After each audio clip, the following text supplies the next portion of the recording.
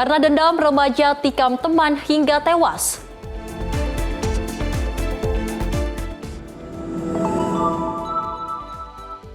Presiden Prabowo Subianto groundbreaking LNG abadi Masela secara daring.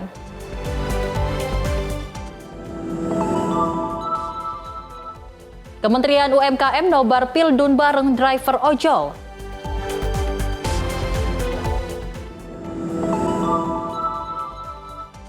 Kapal kargo terbelah dua di Selat Hormuz.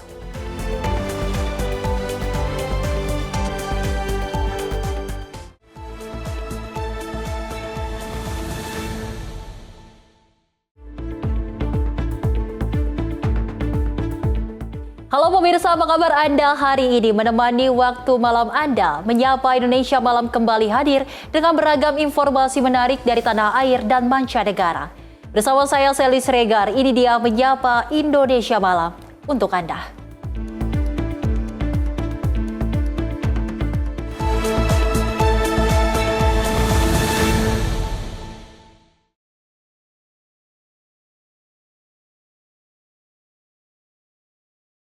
Pemirsa, kita awali informasinya di mana Satreskrim Polres Pandeglang berhasil membongkar sindikat peredaran uang palsu di Kabupaten Pandeglang, Banten. Dalam pengungkapan kasus ini, pihak kepolisian menangkap 1 orang tersangka serta menyita barang bukti uang palsu dalam mata uang rupiah dengan nilai total mencapai 45 juta rupiah.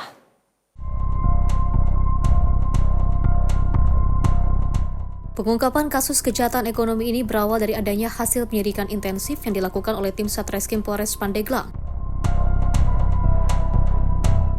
Polisi kemudian bergerak cepat dan berhasil menangkap 1 orang tersangka berinisial HA, DE di wilayah Kecamatan Pandeglang. Dari hasil penangkapan tersebut, petugas menyita barang bukti berupa uang palsu pecahan Rp100.000 sebanyak 457 lembar atau setara dengan Rp45.700.000. Terduga pelaku HADE diketahui merupakan seorang residivis atau mantan narapidana dalam kasus yang sama.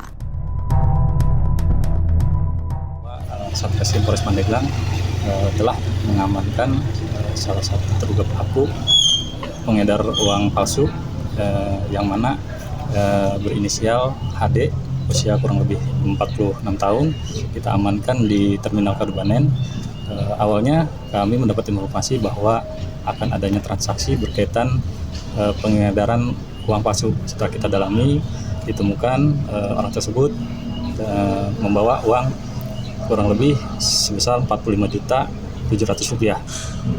Dalam bentuk pecahan apa itu, berapa? Saat kita temukan, uang tersebut berada di dalam tas dan di dalam plastik hitam dengan nominal Rp45.700.000 dengan pecahan Rp100.000. Setelah kita amankan, yang bersangkutan kemudian kita bawa ke Satreskrim Polres Pandeglang untuk dilakukan pemeriksaan.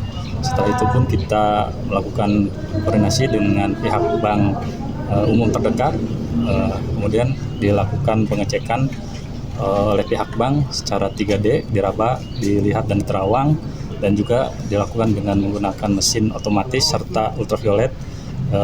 Dinyatakan bahwa uang tersebut diragukan keaslian.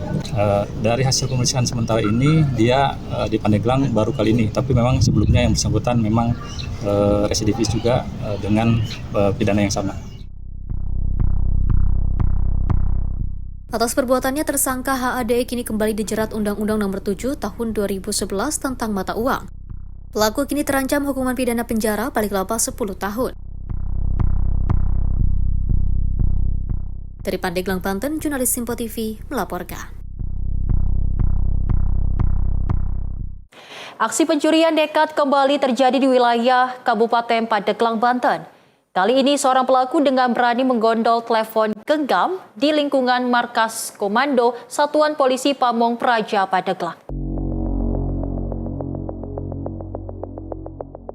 Inilah rekaman kamera pengawas CCTV yang memperlihatkan detik-detik seorang pria memasuki area Mako Pol PP Pandeglang. Dengan memanfaatkan situasi di kala anggota jaga sedang beristirahat, pelaku terlihat berjalan mengendap-endap di sela-sela anggota Pol PP yang sedang tertidur pulas. Hanya dalam hitungan detik, pelaku berhasil menggasak 1 unit handphone milik salah seorang petugas yang tergeletak sebelum akhirnya kabur meninggalkan lokasi. Aksi pencurian tersebut baru diketahui pada pagi harinya setelah korban menyadari barang berharga miliknya telah raib dari tempat semula. Korban yang merasa curiga langsung memeriksa rekaman kamera pengawas yang terpasang di dinding ruangan. Masing-masing memiliki, gitu. Ada 3 handphone yang ada, cuma yang diambil yang 1. Nah, jadi yang tergeletak di meja itu yang diambil. Yang 2 itu nggak diapa-apain sama dia. Bahkan kendaraan roda 2 pun standby di depan, itu nggak ada masalah kan, gitu. Nggak diambil. Peristiwa pencurian di dalam markas aparat ini kini sudah resmi dilaporkan kepada pihak kepolisian. Rekaman kamera pengawas CCTV tersebut kini menjadi barang bukti penting bagi petugas kepolisian untuk mengidentifikasi identitas pelaku guna pengungkapan kasus lebih lanjut. Dari Pandeglang, Banten, jurnalis Simpo TV melaporkan. Sementara itu, pemirsa, setelah diperiksa secara intensif, Polres Metro Jakarta Selatan menetapkan peneror bom di SDN Srengseng Sawah 15 Jagakarsa, Jakarta Selatan sebagai tersangka. Dari hasil pemeriksaan, tersangka yang merupakan orang tua murid menebar teror lantaran tersinggung dengan pihak sekolah yang memintanya untuk tidak membayar biaya seragam. Peneror bom yang juga mengancam akan meledakkan SDN Srengseng Sawah 15 Jagakarsa, Jakarta Selatan pada hari pertama masa pengenalan lingkungan sekolah atau MPLS hari Senin lalu ditetapkan sebagai tersangka. Penetapan tersangka dilakukan setelah pria berinisial MY diperiksa secara intensif oleh penyidik Satreskrim Polres Metro Jakarta Selatan.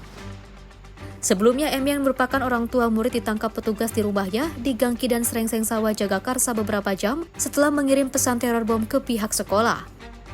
Dari hasil pemeriksaan, perbuatan ini dilatar belakangi ketersinggungan tersangka kepada pihak sekolah.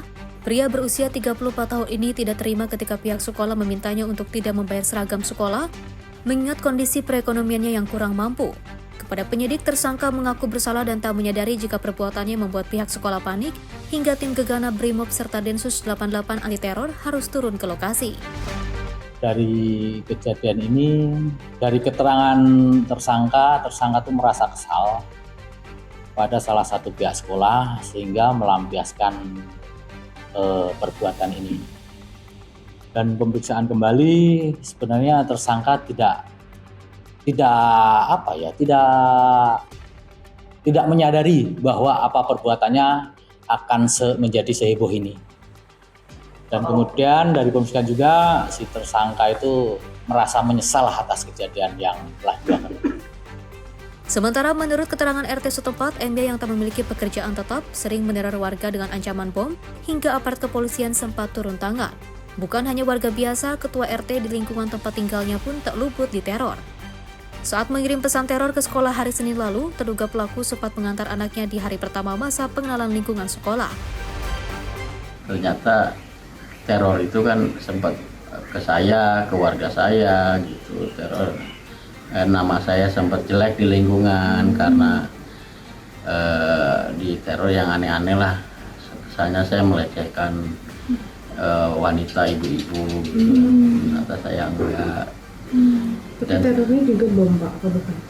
Kalau teror bom itu beberapa tahun yang lalu di salah satu rumah warga saya sempat ada teror bom juga.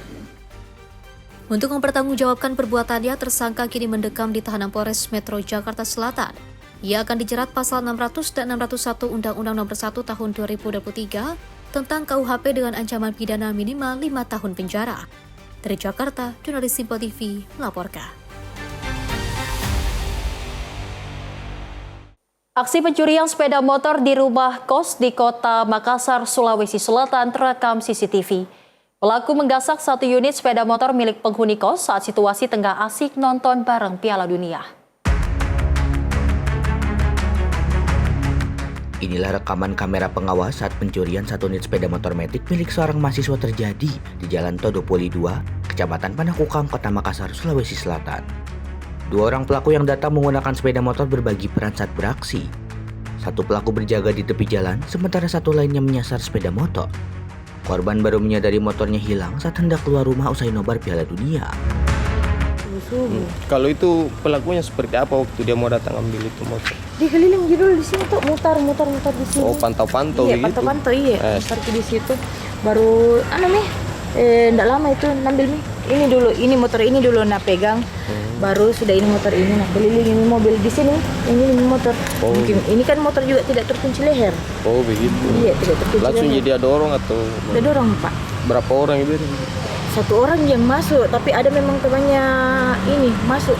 Oh, Menunggu di luar. dua orang yang menunggu Dua temannya, orang, satu iya, orang di luar. menunggu. Om. Karena pas keluar itu natondami. Berapa motor diambil? Satu Ji Pak. Kepolisian Polsek Panakukang mengamankan rekaman kamera pengawas. Barang bukti ini akan digunakan untuk mengidentifikasi pelaku yang menutupi kepalanya menggunakan hoodie. Pencurian di rumah kos ini bukan kali pertama terjadi. Para penghuni kos lainnya yang mayoritas mahasiswa bahkan pernah kehilangan knalpot motor. Dari Makassar, Sulawesi Selatan, jurnalis Info TV melaporkan. Diduga sakit hati karena saudara perempuannya kerap diteror dan diajak duel, seorang remaja menikam rekannya yang masih di bawah umur hingga tewas di Goa, Sulawesi Selatan. Korban tewas dengan 2 luka tusuk di bagian dada dan punggung.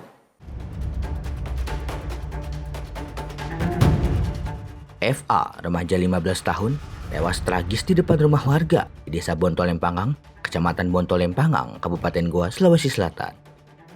Korban meregang nyawa dengan 2 luka tusuk senjata tajam di tubuhnya usai terlibat perkelahian dengan pelaku, BR, yang juga masih di bawah umur. Petugas kepolisian yang tiba di lokasi bersama warga langsung mengevakuasi jasad korban menuju rumah duka. Tragisnya, aksi penikaman ini diduga dipicu rasa sakit hati pelaku karena saudara perempuannya kerap diteror dan diajak berduel oleh korban.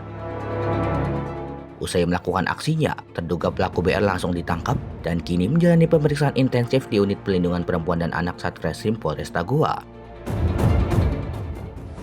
Sama punya badi? Berarti hanya nenek tapi di kau itu badi? Lawan. Jadi terus waktu setelah mutikam kenapa dia? Lari begini sampai juga dulu ada istilah yang kreatif. Sekitar jam 14.00 telah terjadi tindak pidana pembunuhan yang dilakukan oleh pelaku di bawah umur, yaitu saudara Burhan terhadap diri korban Fadil yang juga di bawah umur. Di hadapan penyidik, pelaku mengaku spontan menikam korban karena emosi yang memuncak. Peristiwa berdarah ini bermula saat korban mengajak pelaku bertemu untuk berduel. Namun pelaku yang sudah menyiapkan senjata tajam langsung menyerang korban hingga ambruk di jalanan desa. Saat ini pelaku beserta barang bukti 11 senjata tajam diamankan di Mapolresta Goa. Pelaku dijerat pasal 80 Undang-Undang Nomor 35 Tahun 2014 tentang Perlindungan Anak dengan ancaman hukuman maksimal 15 tahun penjara. Dari Kabupaten Goa, Sulawesi Selatan, jurnalis Info TV melaporkan.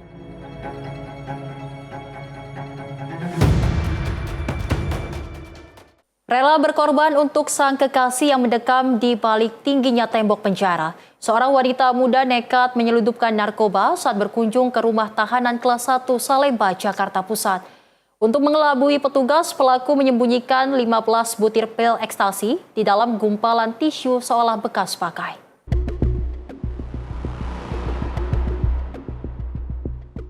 Dalam rekaman kamera CCTV, wanita muda ini terlihat berjalan penuh percaya diri dengan langkah kaki tegas saat mendatangi rumah tahanan kelas 1 Salemba, Jakarta Pusat siang tadi. Beberapa pintu pemeriksaan barang bawaan bagi pengunjung telah dilewati dan tinggal melalui pemeriksaan badan atau body checking. Di ruang ini, wanita dengan rambut kuncir itu tak berhasil lolos karena kecurigaan petugas dengan gerak-gerik pelaku yang terus menggenggam gumpalan tisu. Setelah diperiksa, rupanya gumpalan tisu seolah bekas pakai itu berisi 3 plastik klip diduga berisi narkoba jenis pil ekstasi. Dari hasil interogasi sementara, wanita berinisial GG mencoba menyelundupkan 15 butir pil ekstasi untuk UK, sang kekasih yang mendekam di rutan Salemba karena kasus narkoba. Rasa cinta yang teramat dalam membuat GG rela berkorban menyelundupkan barang haram untuk pujaan hatinya. Pihak rutan Salemba menduga pola pemesanan narkoba dilakukan narapidana saat pelaku berkunjung di waktu sebelumnya, karena di dalam rutan dipastikan tidak ada lagi telepon genggam ilegal untuk berkomunikasi.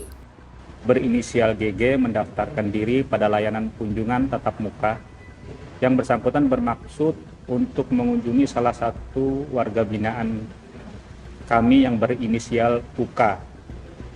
Petugas kami mencurigai gerak-gerik saudari GG yang terlihat terus menggenggam erat selembar tisu di tangannya.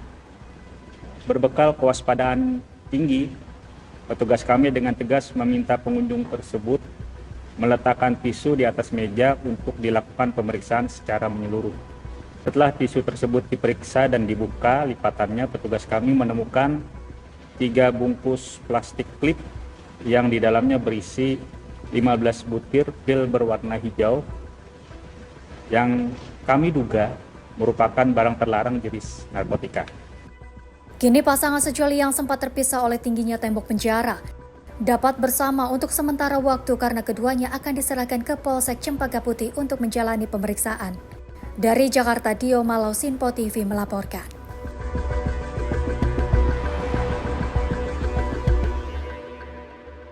Satu unit sepeda motor dilaporkan hilang diduga dicuri di kawasan outlet Sechbol Harapan Indah, Bekasi, Jawa Barat. Aksi pelaku terekam CCTV dengan ciri-ciri menggunakan hoodie berwarna hijau muda. Inilah aksi pencurian satu unit sepeda motor yang terekam CCTV. Peristiwa ini terjadi pada Senin malam 13 Juli 2026 sekitar pukul 23.00 waktu Indonesia Barat. Satu unit sepeda motor Honda Beat Deluxe warna hitam dengan nomor polisi B5082 KDR dilaporkan hilang diduga dicuri di kawasan outlet Sechbol Harapan Indah, tepatnya di dekat Bundaran Ikan Marlin. Dalam rekaman CCTV terduga pelaku terlihat mengenakan hoodie berwarna hijau muda. Tak butuh waktu lama, motor tersebut raib di gondol maling. Tim redaksi Sinpo TV melaporkan. Informasi lainnya pemirsa, di mana tim SAR gabungan menyelamatkan 3 penumpang longboat yang mengalami mati mesin di perairan Pulau Rumadan, Tanjung Sobat, Tual, Maluku.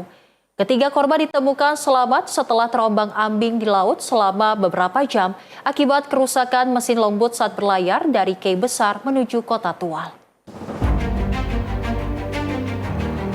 Tim SAR gabungan melakukan pencarian dan evakuasi terhadap 3 penumpang longboat yang mengalami mati mesin di perairan Pulau Rumadan, Tanjung Sobat, Kota Tual, Maluku pada Selasa siang. Laporan kejadian diterima Kantor Pencarian dan Pertolongan Ambon dari pihak keluarga korban pada pukul 10.50 waktu Indonesia Timur. Tim Rescue Pos SAR Tual menempuh perjalanan menggunakan Rescue Inflatable Boat atau RIB dan menemukan longboat pada pukul 13.54 waktu Indonesia Timur. Seluruh penumpang ditemukan dalam keadaan selamat meski sempat terombang-ambing di laut akibat kerusakan mesin. Ketiga korban yang berhasil dievakuasi masing-masing Hilarius berusia 39 tahun, Ricardius Taufil berusia 39 tahun, dan Aloysius Rahyaan berusia 38 tahun. Usai dilakukan pemeriksaan awal, seluruh korban dievakuasi menuju Langgur, Kabupaten Maluku Tenggara, dan diserahkan kepada pihak keluarga dalam keadaan selamat. Membuat POB 3 orang yang mengalami mati mesin di sekitar perairan Rumadan, Tanjung Sobat, Tual.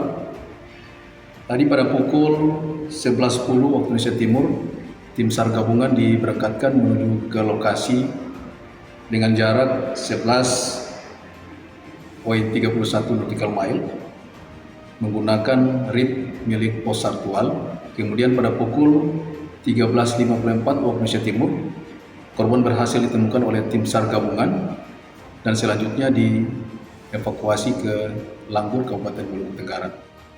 Operasi SAR melibatkan personel Pos SAR Tual, Bakamla Tual, serta keluarga korban dengan menggunakan satu unit Rescue Inflatable Boat milik Pos SAR Tual.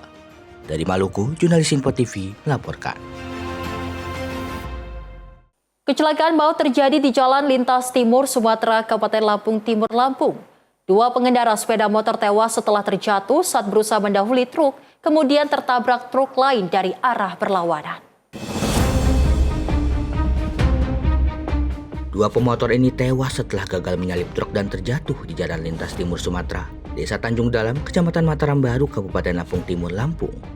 Tubuh korban kemudian tertabrak truk lain dari arah berlawanan usai terjatuh.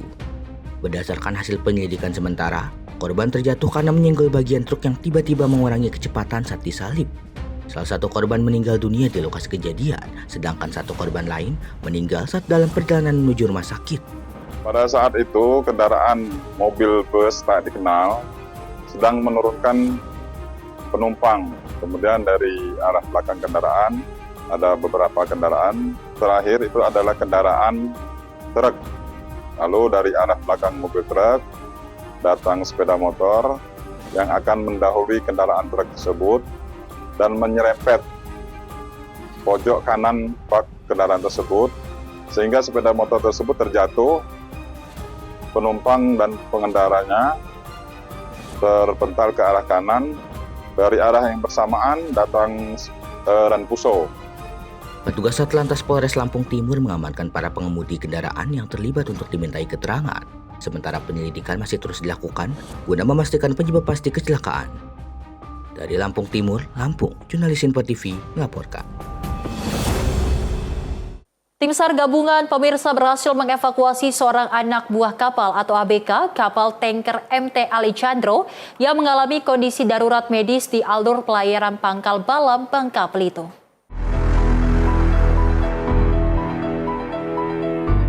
Evakuasi dilakukan setelah kantor SAR Pangkal Pinang menerima laporan dari agen kapal mengenai seorang ABK yang mengalami nyeri dada disertai sesak napas saat kapal menunggu masuk ke pelabuhan Pangkal Balam, Bangka Belitung.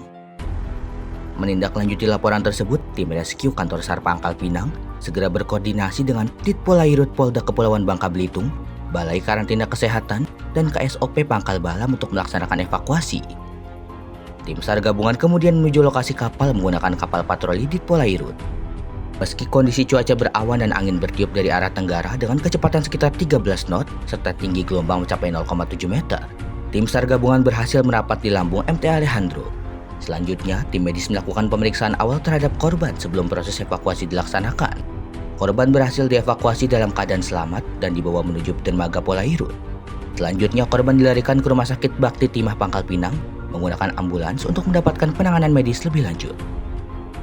Tim redaksi Info TV melaporkan. Pemirsa, 3 penumpang longboat yang sempat terapung akibat mati mesin di perairan Pulau Rumadan, Kota Tual, Maluku berhasil diselamatkan oleh tim SAR gabungan.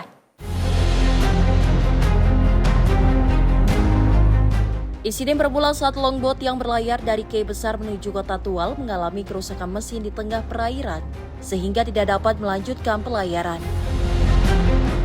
Menerima laporan dari pihak keluarga, Kantor Pencarian dan Pertolongan Ambon melalui pos SAR Tual segera mengerahkan tim rescue menggunakan rigid inflatable boat atau RIB menuju lokasi kejadian pada Selasa lalu. Setelah melakukan pencarian, tim SAR gabungan berhasil menemukan longboat beserta 3 penumpang dalam keadaan selamat. Seluruh korban kemudian dievakuasi menuju Langgur, Kabupaten Maluku Tenggara dan diserahkan kepada pihak keluarga. Dengan berhasil dievakuasi seluruh penumpang, operasi SAR dinyatakan selesai dan ditutup. Operasi melibatkan personil pos SAR Tual, Kabla Tual, serta dukungan pihak keluarga.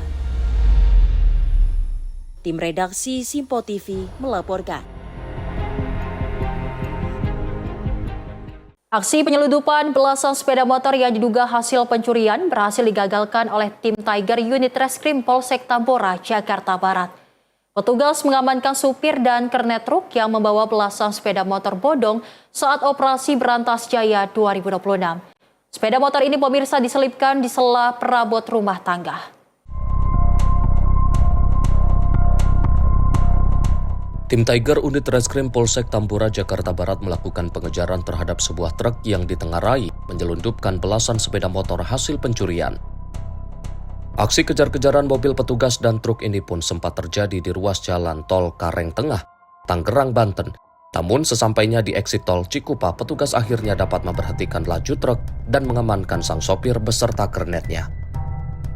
Saat dilakukan penggeledahan, 17 unit sepeda motor diduga hasil kejahatan pencurian berada di dalam truk dengan dikamuflase tumpukan perabotan rumah tangga. Truk berisi barang bukti belasan sepeda motor yang hendak dikirim ke wilayah Bengkulu ini selanjutnya diamankan petugas. Penyelundupan belasan sepeda motor diduga hasil kejahatan pencurian yang berhasil digagalkan petugas ini merupakan tindak lanjut dari operasi Berantas Jaya 2026 yang kini gencar digelar pihak kepolisian. Unit Reskrim Polsek Tambora mendapatkan informasi dari warga adanya sebuah truk yang mengangkut 12 unit kendaraan sepeda motor yang diduga hasil tindakan kejahatan yang dimana truk tersebut akan melintas di Jalan Tubagus Angke. Namun setelah itu unit reskrim Polsek Tambora melaksanakan penyelidikan lebih dalam, namun truk tersebut ternyata sudah melintasi Tubagus Angke dan mengarah tol. Saat ini sopir dan kernet truk beserta belasan sepeda motor hasil pencurian diamankan di Mapolsek Tambora, Jakarta Barat. Sementara otak penyelundupan masih diburu petugas. Bagi masyarakat yang merasa kehilangan dapat mendatangi Polsek Tambora, Jakarta Barat dengan menyertakan surat-surat resmi kendaraan. Dari Jakarta, jurnalis Info TV melaporkan. Pemirsa, Wamen ESDM buka suara soal antrian BBM. Informasinya akan kami hadirkan usai jeda. Tetaplah bersama kami di Menyapa Indonesia Malam.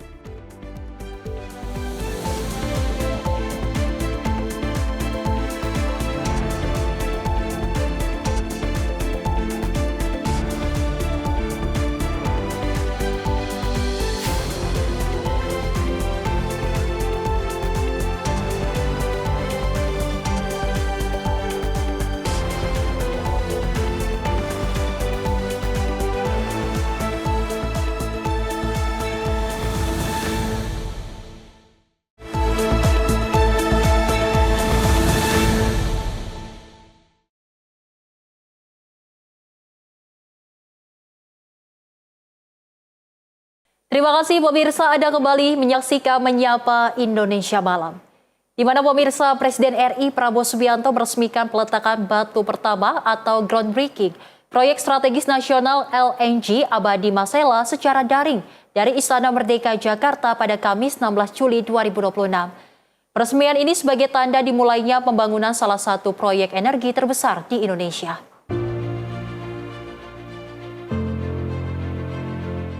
Presiden Republik Indonesia Prabowo Subianto didampingi oleh Mensesnek Prasetyo Hadi, Sekretaris Kabinet Teddy Indra Wijaya, Menteri Luar Negeri Sugiono dan Wakil Menteri ESDM Yulio Tanjung mengikuti proses peresmian melalui sambungan video. Sementara itu di lokasi proyek di Kabupaten Kepulauan Tanimbar, Maluku, hadir diantaranya Menteri ESDM Bahlila Hadalia, Menteri PPN Kepala Bappenas Rahmat Pambudi, serta Menteri ATR BPN Nusron Wahid. Dalam pidatonya, Prabowo menyampaikan permohonan maaf lantaran tidak bisa hadir untuk meresmikan secara langsung. Presiden Republik Indonesia Prabowo Subianto meresmikan peletakan batu pertama atau groundbreaking proyek strategis nasional LNG Abadi Masela secara daring dari Istana Merdeka Jakarta pada Kamis 16 Juli 2026. Groundbreaking Blok Masela pun jadi momentum dimulainya pembangunan salah satu proyek gas terbesar di Indonesia setelah penantian sekitar 27 tahun. Peletakan batu pertama ini jadi tonggak penting dalam perkuat ketahanan energi nasional dan mendorong pemerataan pembangunan hingga kawasan timur Indonesia. Dengan demikian, proyek strategis nasional Abadi Masela ini merupakan suatu proyek yang sungguh sangat penting. Proyek ini hampir 3 dekade, 3 dasawarsa kita tunggu. 3 dekade, 3 dasawarsa rakyat menunggu. Alhamdulillah hari ini kita mulai pembangunan. Dan pembangunan tidak boleh terhambat, harus selesai dalam waktu sesingkat-singkatnya. Blok Masela sendiri diproyeksikan mendorong pertumbuhan ekonomi Maluku dan Indonesia Timur melalui investasi, penciptaan lapangan kerja, dan pengembangan industri berbasis gas. Tim redaksi Simpo TV melaporkan.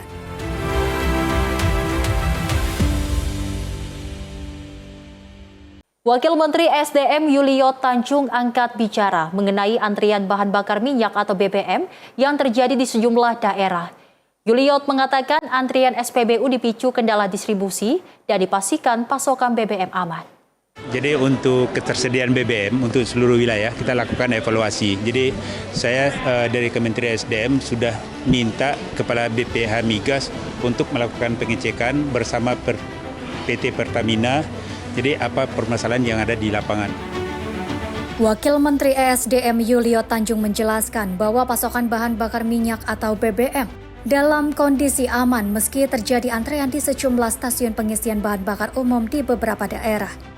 Yuliot mengatakan pihaknya telah meminta BPH Migas dan PT Pertamina untuk melakukan evaluasi menyeluruh guna mengidentifikasi penyebab antrian tersebut. Evaluasi itu mencakup seluruh rantai distribusi, mulai dari ketersediaan BBM di terminal terpadu hingga proses penyaluran ke SPBU. Adapun antrean BBM sebagian terjadi di beberapa wilayah Sumatera seperti Medan, Aceh, dan Lampung. Jadi untuk ketersediaan BBM untuk seluruh wilayah kita lakukan evaluasi. Jadi saya dari Kementerian SDM sudah minta kepada BPH Migas untuk melakukan pengecekan bersama PT Pertamina. Jadi apa permasalahan yang ada di lapangan. Jadi ya kita sudah identifikasi yang pertama ketersediaan BBM di terminal terpadu. Ini pengiriman itu relatif lancar.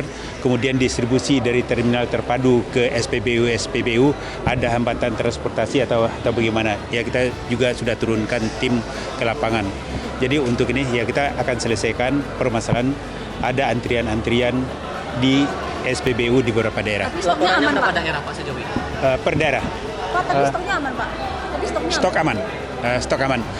Lebih dari cukup. Laporan daerah merata semuanya dari Indonesia Barat sampai Timur atau ada beberapa daerah itu? Hanya beberapa daerah. Dari Jakarta, Farizal Dava Rizkiano, Sinpo TV melaporkan. Sementara itu, pemirsa, suasana meriah mewarnai peresmian Bendungan Meninting di Kabupaten Lombok Barat, Nusa Tenggara Barat pada Jumat 10 Juli 2026. Ratusan warga memadati kawasan Bendungan untuk menyambut kedatangan Presiden Republik Indonesia Prabowo Subianto yang meresmikan salah satu proyek strategis nasional di bidang sumber daya air. Antusiasme warga terlihat sejak pagi hari menyambut Presiden Prabowo Subianto yang akan meresmikan Bendungan Meninting di Lombok Barat. Bendungan Meninting dibangun untuk meningkatkan ketahanan air di Pulau Lombok, khususnya bagi kebutuhan irigasi pertanian, penyediaan air baku, serta pengendalian banjir. Nah itu sekarang dengan adanya bendungan ini sangat bermanfaat, kita bisa menanam 3 kali dalam setahun. Nah itu untuk mengatasi juga kebanjiran pada waktu musim hujan, dan mitigasi pada waktu musim kemarau. Sementara itu, Presiden Prabowo menegaskan pembangunan infrastruktur air menjadi salah satu prioritas pemerintah untuk mendukung ketahanan pangan nasional. Menurutnya, ketersediaan air yang memadai akan mendorong peningkatan produktivitas pertanian dan memperkuat ketahanan pangan nasional. Sebelum bendungan beroperasi, banyak petani di Lombok Barat mengalami keterbatasan pasokan air, terutama saat musim kemarau. Kondisi tersebut membuat sebagian lahan hanya dapat ditanam 1 hingga 2 kali dalam setahun. Dengan beroperasinya Bendungan Meninting, pemerintah menargetkan luas areal irigasi meningkat sehingga petani dapat melakukan panen hingga 3 kali dalam 1 tahun. Selain itu, bendungan ini juga akan menyediakan air baku bagi masyarakat serta membantu mengurangi resiko banjir di wilayah sekitar. Tim redaksi Sinpo TV melaporkan. Penyelenggaraan Haji 2026 menghadirkan sejumlah pembaruan untuk meningkatkan layanan jemaah. Inovasi dilakukan melalui efisiensi biaya, penataan masa tunggu, dan penguatan pelayanan. Penyelenggaraan ibadah haji 2026 menghadirkan sejumlah pembaruan untuk meningkatkan kualitas layanan dan memberikan kemudahan bagi jemaah. Inovasi dilakukan mulai dari penataan kuota, efisiensi biaya, hingga penguatan sistem pelayanan berbasis digital. Deputi 3 Bidang Kemitraan dan Hubungan Media Bakom Republik Indonesia, Kurnia Ramadan menyebutkan, pemerintah berhasil menurunkan rata-rata masa tunggu haji reguler dari 40 tahun menjadi sekitar 26 tahun di seluruh provinsi. Pemerintah juga menekan biaya penyelenggaraan ibadah haji sekitar 2 juta rupiah tanpa mengurangi kualitas layanan bagi jemaah. Presiden berharap masa tunggu ini dapat dipersingkat lagi agar semakin banyak jemaah haji Indonesia yang dapat segera berangkat ke Tanah Suci. Dari total biaya tersebut, jemaah hanya membayar biaya perjalanan ibadah haji atau disingkat BIPIH sebesar Rp54.193.806, sedangkan sisanya sekitar Rp33,2 juta ditanggung melalui nilai manfaat pengelolaan dana haji oleh Badan Pengelola Keuangan Haji atau BPKH. Kemenhaj juga menghadirkan layanan 2 syarikah disertai pembagian dan aktivasi kartu nusuk langsung di embarkasi.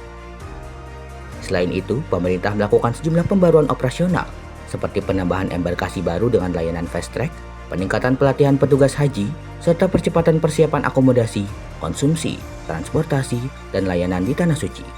Transformasi digital juga diperkuat untuk mendukung pelayanan jemaah yang lebih cepat dan terpantau. Tim Redaksi Simpo TV melaporkan. Dari Wakil Presiden Gibran Raka Buming Raka meninjau langsung progres pembangunan jembatan Waibungur di Kabupaten Lampung Timur pada Rabu 15 Juli 2026. Jembatan yang menjadi akses menuju Lampung Tengah itu ditargetkan rampung dalam 2 minggu, sehingga diharapkan dapat mempermudah mobilitas masyarakat dan mendorong aktivitas perekonomian. Wakil Presiden Gibran Raka Buming Raka meninjau langsung progres pembangunan jembatan Waibungur di Lampung Timur. Jembatan ini menjadi akses penting yang menghubungkan Lampung Timur dengan Lampung Tengah. Dalam peninjauannya, Wapres berharap pembangunan jembatan dapat segera memulihkan mobilitas masyarakat, terutama bagi anak-anak yang selama ini harus menyeberangi sungai menggunakan perahu untuk bersekolah. Kehadiran jembatan ini diharapkan memangkas waktu tempuh dari 2 jam menjadi sekitar 10 menit. Pemerintah pusat dan pemerintah daerah terus bersinergi agar pembangunan jembatan darurat Waibungur rampung dalam 2 minggu ke depan, sehingga dapat segera dimanfaatkan masyarakat untuk mendukung aktivitas perekonomian. Tim Redaksi Simpo TV melaporkan. Pemirsa, Menteri Pendidikan Dasar dan Menengah Abdul Muti meninjau pelaksanaan masa pengenalan lingkungan satuan pendidikan atau MPLS Ramah hari kedua di SDN Srengseng Sawah 15 Jakarta. Menteri Pendidikan Dasar dan Menengah Abdul Muti meninjau pelaksanaan MPLS Ramah hari kedua di SDN Srengseng Sawah 15 Jakarta. Suasana sekolah terlihat ceria dan penuh semangat, dengan para murid baru mengikuti berbagai kegiatan pengenalan lingkungan sekolah. Pelaksanaan MPLS berjalan kondusif berkat kolaborasi antara sekolah, Kepolisian Negara Republik Indonesia, Himpunan Psikologi Indonesia, serta perangkat daerah. Pemerintah berharap MPLS Ramah menjadi langkah awal yang positif bagi para murid untuk beradaptasi dengan lingkungan belajar yang aman, nyaman, dan menyenangkan.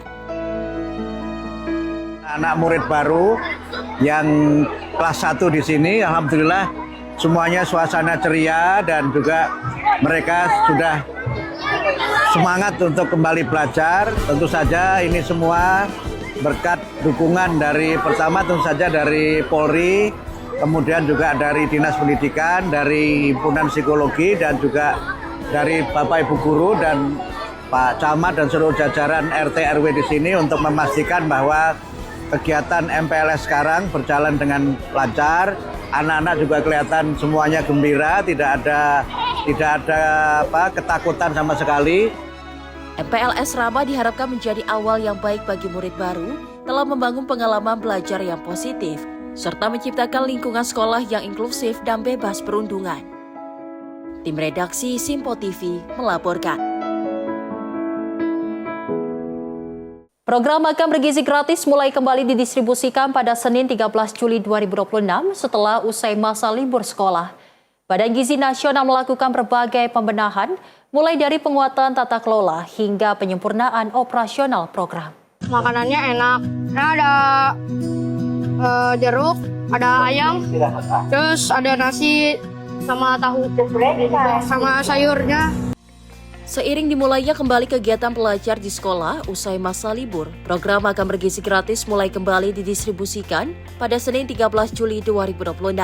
Selama libur sekolah ini pula, Badan Gizi Nasional atau BGN melakukan berbagai pembenahan, mulai dari penguatan tata kelola hingga penyempurnaan operasional program. Semoga MBG tetap lancar, terus tetap ada terus, makanannya enak, tambah enak juga. Langkah ini dilakukan dengan harapan agar kualitas layanan MBG semakin baik, sehingga manfaatnya bisa dirasakan secara optimal oleh para penerima manfaat. Tim Redaksi Simpo TV melaporkan. Kita beralih ke informasi lainnya pemirsa, di mana pengusulan untuk diselenggarakannya pasar murah yang menjangkau daerah pedalaman di wilayah Provinsi Nusa Tenggara Timur menjadi sorotan. Anggota Komisi 4 DPR RI Usman Husin mengatakan bahwa banyak masyarakat pedesaan yang menghadapi kesulitan ekonomi. Anggota Komisi 4 DPR RI Usman Husin mengusulkan agar program pasar murah tidak hanya digelar di wilayah perkotaan, tetapi juga menjangkau daerah pedalaman di wilayah Provinsi NTT, terutama di wilayah Pulau Sumba, Timor, Rotendao, dan Saburai Jua. Menurutnya bahwa masyarakat pedesaan juga menghadapi kesulitan ekonomi dan banyak yang hidup di bawah garis kemiskinan. Oleh karena itu, ia meminta kepada Kementerian Pertanian bersama Bappenas melaksanakan operasi pasar murah di wilayah pedalaman NTT. Di sini tentang saya lebih soroti yaitu beras. SPHP yang saya lihat ini fakta, Pak. Sering terjadi pasar murah di perkotaan. Coba mungkin dari Badan Pangan bisa masuk pasar murah di dalam pelosok-pelosok di wilayah timur, yaitu di TTS, Kabupaten Kupang, Sumba, Sabu, Rote. Itu banyak masyarakat yang hidup di garis kemiskinan yang sangat sulit. Jadi mungkin sekian lama Bapak dong, pasar murah, wih bagus. Izin Pak Usman Husin. Jadi permintaannya pasar murah di pedalaman ya, di pelosok. Pak Bappenas dicatat dan dilaksanakan ya. Langkah ini diharapkan dapat memperkuat ketahanan pangan, sekaligus mengurangi kesenjangan sosial ekonomi antara kota dan desa di Nusa Tenggara Timur. Tim redaksi Simpo TV melaporkan. Gubernur DKI Jakarta Pramono Anung menyatakan LRT Jakarta fase 1B yang menghubungkan Velodrome hingga Manggarai ini ditargetkan mulai beroperasi pada Agustus mendatang. Kehadiran lintasan baru ini diharapkan semakin memperkuat integrasi transportasi publik serta mempermudah mobilitas masyarakat di ibu kota.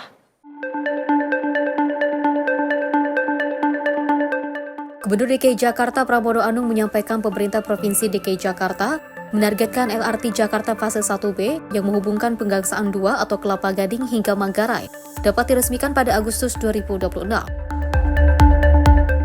Pramono menyebut jalur sepanjang 12,2 km ini memiliki 11 stasiun dengan waktu tempuh sekitar 28 menit.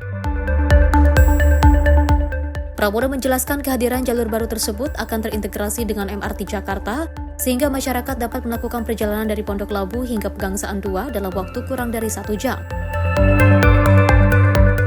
Lebih lanjut, pemerintah Provinsi DKI Jakarta juga berencana melanjutkan pembangunan lintasan LRT dari Velodrome menuju Jakarta International Stadium atau JIS guna memperluas jaringan transportasi publik dan meningkatkan konektivitas antar wilayah di Jakarta. Dari Pegangsaan atau nanti dari Kelapa Gading sampai dengan Manggarai.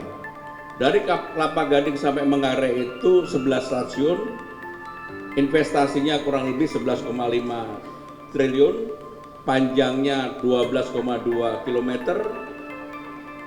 jarak tempuh atau waktu tempuhnya kurang lebih 28 menit.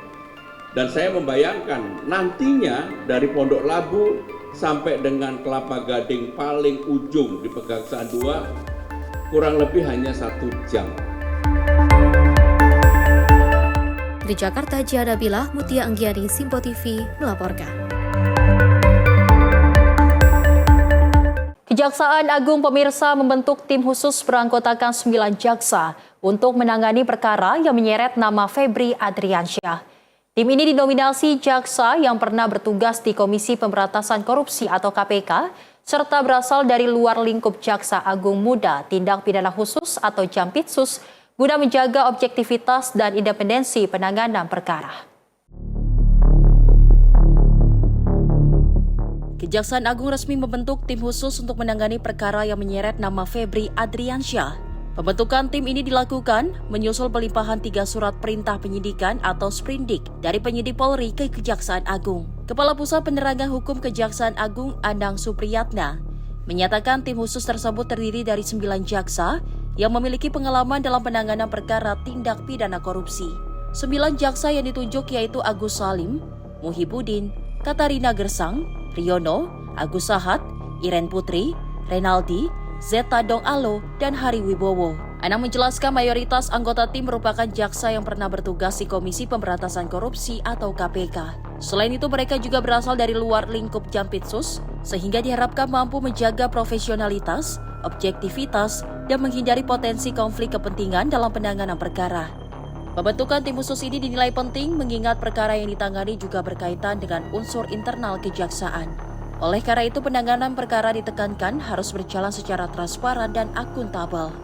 Kejaksaan Agung juga menyatakan akan terus berkoordinasi dengan Polri serta melibatkan KPK dalam fungsi supervisi untuk memastikan proses penegakan hukum berjalan sesuai ketentuan. Dalam sprindik baru, kami terbitkan makanya sprindik yang sifatnya khusus, kita bentuk tim khusus. Ini terdiri dari 9 orang.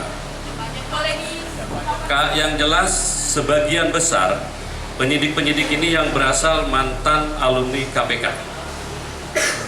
Jaksa-jaksa yang pernah bertugas di KPK. Siapa aja, Pak? Kurang lebih 9 orang. Di antaranya ada Saudara Riono, ada Saudara Katarina Girsam, ya. Ada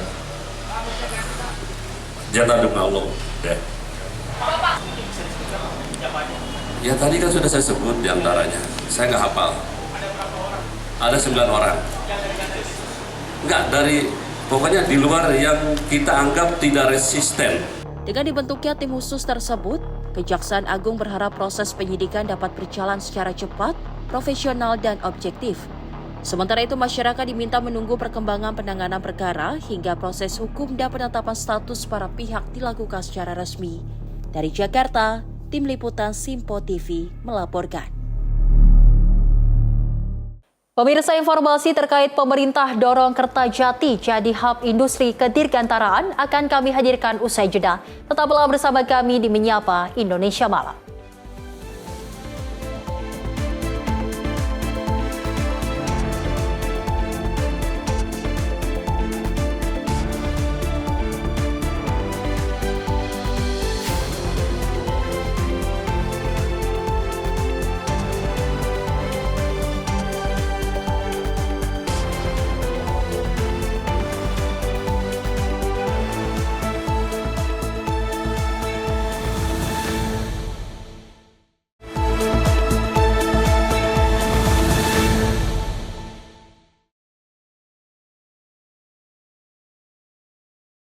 Anda kembali menyaksikan Menyapa Indonesia Malam, pemirsa, bersama saya Selis Regar. Di mana pemirsa Menteri UMKM RI Maman Abdurrahman bersama jajaran Kementerian UMKM nonton bareng Piala Dunia 2026 dengan lebih 500 driver ojol pada Rabu dini hari 15 Juli 2026. Kegiatan nobar dikemas dengan konsep pesta rakyat yang melibatkan para pengusaha mikro di sektor kuliner. Nonton bareng Piala Dunia 2026 bersama Menteri UMKM RI Maman Abdurrahman, jajaran Kementerian UMKM dengan lebih 500 driver ojol berlangsung di Gedung Smesco Jakarta pada Rabu dini hari 15 Juli 2026. Kegiatan nobar dikemas dengan konsep pesta rakyat yang melibatkan para pengusaha mikro di sektor kuliner. Kementerian UMKM berharap kegiatan serupa bisa terus berlanjut sebagai wadah memperkuat komunikasi, kolaborasi, dan pemberdayaan. Sekarang kan gedung Smesco, gedung Kementerian UMKM, gedungnya teman-teman ojol juga semua. Yes. Pokoknya selamat, senang-senang, happy-happy, dan semoga kita mau Spanyol, pendukung Spanyol, pendukung Prancis, yang terpenting kita bisa ngumpul bareng. Diharapkan para pengusaha mikro transportasi online bisa memiliki kesempatan yang semakin besar untuk berkembang, meningkatkan kesejahteraan, dan memperluas kontribusinya terhadap perekonomian nasional. Ojol misalkan untuk menjadi UMKM, berharap sih kita bisa mengembangkan UMKM lebih baik lagi, tentunya biar semua rakyat kecil pun bisa punya usaha kecil-kecilan juga gitu, yang bermanfaat buat kita semua. Kementerian UMKM terima kasih telah memfasilitasi kita, kami para pedagang kecil atas acara yang diadakan hari ini. Semoga kedepannya bisa lebih baik lagi dan bisa berlanjut untuk acara-acara berikutnya. Tim redaksi Simpo TV melaporkan. Menko Bidang Infrastruktur dan Pembangunan Kewilayahan Agus Harimurti Yudhoyono mendorong pengembangan dari kawasan Bandara Kertajati sebagai salah satu hub industri kedirgantaraan di Indonesia.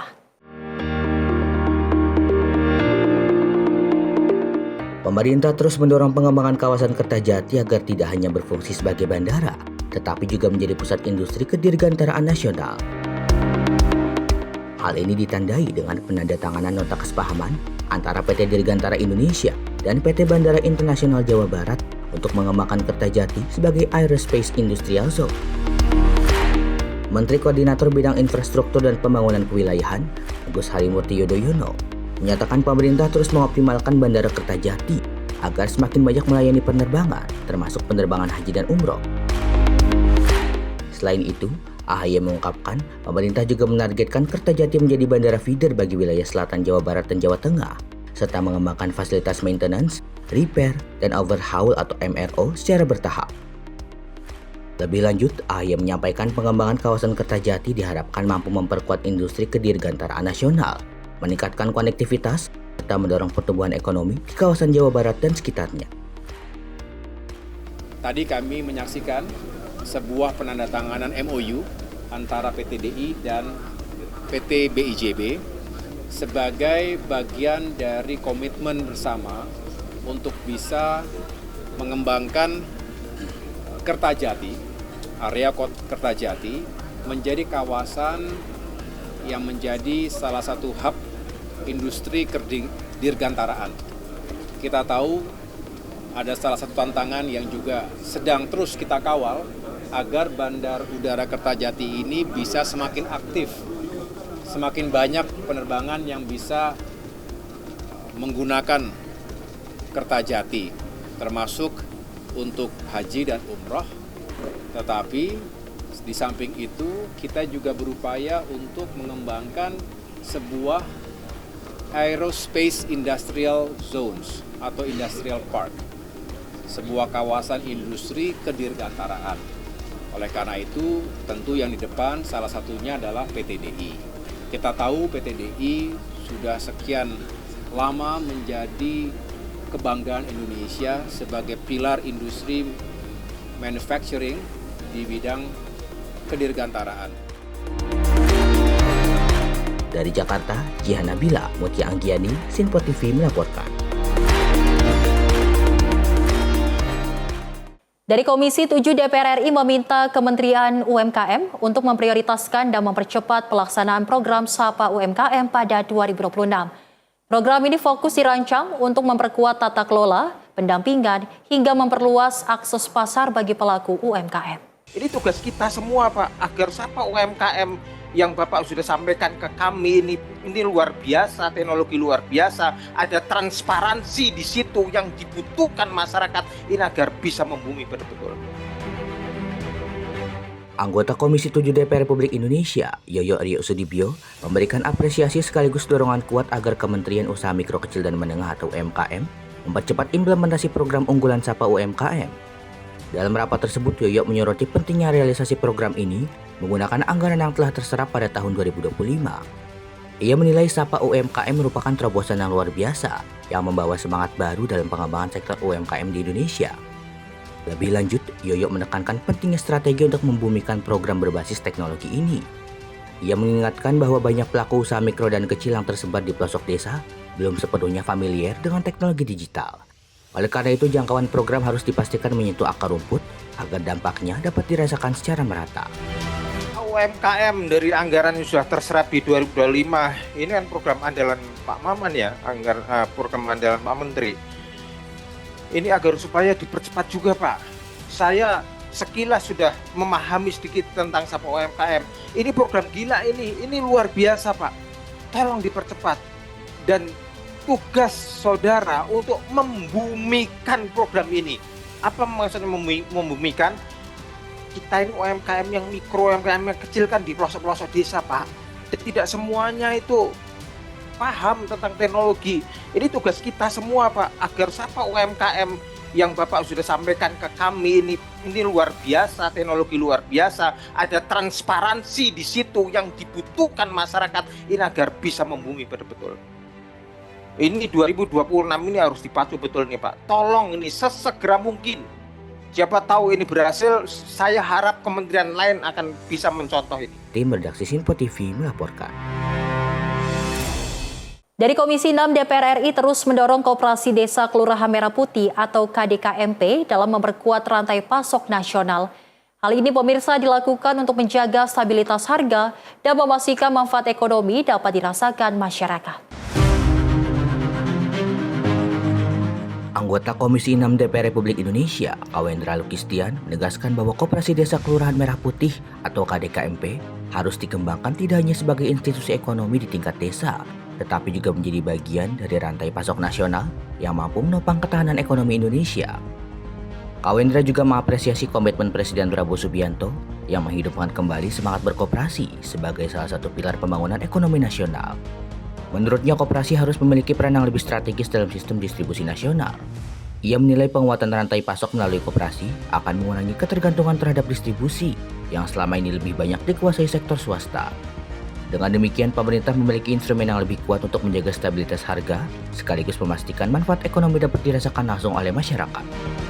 Dan kita optimis itu karena kita tahu bahwa Presiden Prabowo menghadirkan kembali semangat berkoperasi ini di era ini, di bawah kepemimpinan Pak Menteri ini, dengan semangat bahwa KDKMP ini kedepannya bukan hanya sekedar menjadi toko di daerah, di desa-desa tertentu, tapi ini jadi rantai pasok yang dimiliki oleh negara. Seperti pada pertemuan sebelumnya, saya pernah menyampaikan, salah satu kelemahan kita sebagai negara adalah rantai pasok dimilikinya oleh swasta semuanya, hampir sebagian besar. Nah, mudah-mudahan dengan rantai pasok dimiliki oleh negara, tentu yang tadi disampaikan oleh sahabat-sahabat kita, harapannya harga bisa lebih terkontrol. Jadi dampaknya dirasakan langsung oleh masyarakat. Tim redaksi Sinpo TV melaporkan. Informasi lainnya pemirsa, di mana Bali dipersiapkan jadi pusat finansial internasional Indonesia yang diharapkan mampu untuk memperkuat daya saing Indonesia sebagai pusat keuangan global. Dalam pengembangannya, pemerintah menggunakan Dubai International Financial Center sebagai benchmark. Guna mendukung suksesnya Pusat Finansial Internasional Indonesia, Kepala BP BUMN sekaligus COO Danantara Indonesia Doni Oskaria menggelar rapat bersama CIO Danantara Indonesia Pandu Syahrir serta jajaran Managing Director dan Board of Directors BPI Danantara. Pembahasan difokuskan pada kesiapan strategi investasi, pembangunan ekosistem keuangan berstandar global, serta peran Danantara dalam pengembangan aset, infrastruktur, dan layanan PFII. Bali dipersiapkan jadi PFII yang diharapkan mampu memperkuat daya saing Indonesia sebagai pusat keuangan global. Dalam pengembangannya, pemerintah menggunakan Dubai International Financial Center sebagai benchmark karena terbukti dinilai telah mengubah Dubai menjadi salah satu pusat keuangan dunia. Melalui model yang diadaptasi tersebut, PFII Bali diharapkan mampu menarik investasi global, memperdalam pasar keuangan domestik, dan memperkuat posisi Indonesia di kancah internasional. Tim redaksi Sinpo TV melaporkan.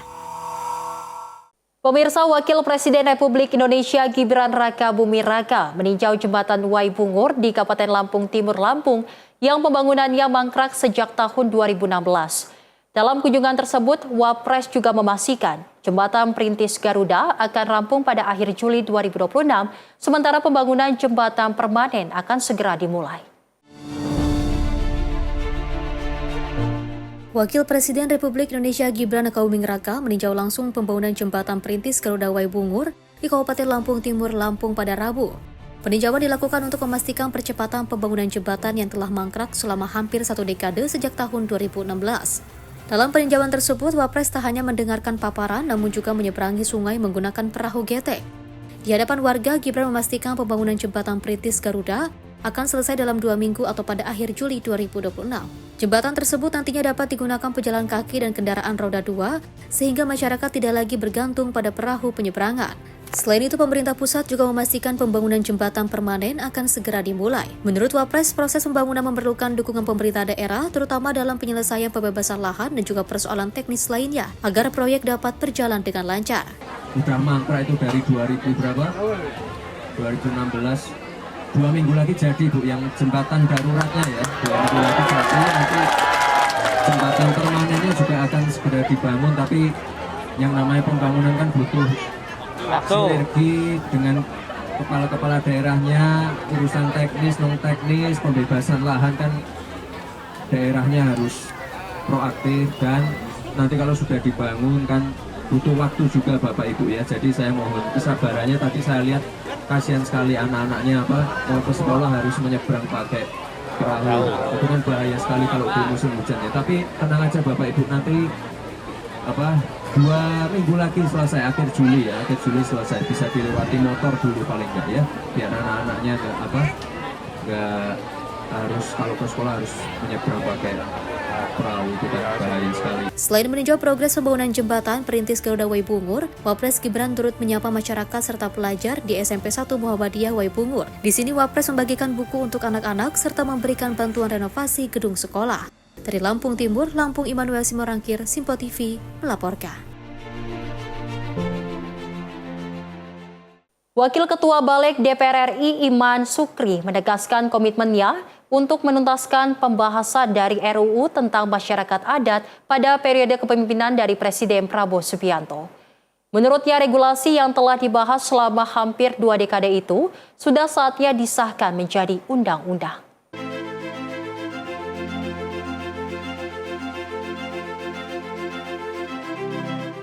Wakil Ketua Badan Legislasi DPR Iman Sukri menargetkan rancangan Undang-Undang Masyarakat Adat dapat disahkan menjadi undang-undang pada periode kepemimpinan Presiden Prabowo Subianto. Ia menjelaskan rancangan Undang-Undang Masyarakat Adat akan menjadi regulasi yang memberikan kepastian hukum dan pengakuan terhadap hak-hak masyarakat adat di Indonesia. Balik sendiri telah menyerap aspirasi dari berbagai kelompok masyarakat adat hingga kunjungan ke berbagai daerah untuk mendengarkan pandangan terkait rancangan undang-undang tersebut. Menurutnya, pengesahan rancangan Undang-Undang Masyarakat Adat menjadi undang-undang yang akan menjadi tonggak penting dalam memberikan perlindungan hukum sekaligus pengakuan kepada masyarakat di berbagai wilayah Indonesia. Kita ingin Pak Menteri bahwa tahun ini atau minimal periode ini, periode Pak Prabowo ini, RUU Masyarakat Adat ini kita sahkan menjadi undang-undang. Karena RUU ini sudah sampai 18 tahun belum selesai, dan Balik sendiri sudah kungkar ke berbagai daerah, kembali ke Sumatera Barat, ke Sumatera Utara, Toba, untuk besok Papua, awal Agustus kita ke Papua dalam rangka ini juga masyarakat adat. Jadi kita doakan semoga RUU ini benar-benar jadi kado terindah DPR periode ini yang datang dipuji sama Pak Pigai katanya.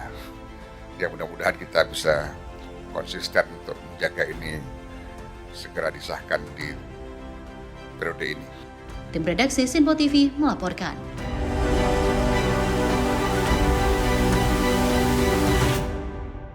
Kementerian Pemberdayaan Perempuan dan Perlindungan Anak atau Kemen PPPA menilai tingginya laporan kasus kekerasan seksual terhadap anak sepanjang tahun 2026 belum mencerminkan kondisi yang sebenarnya.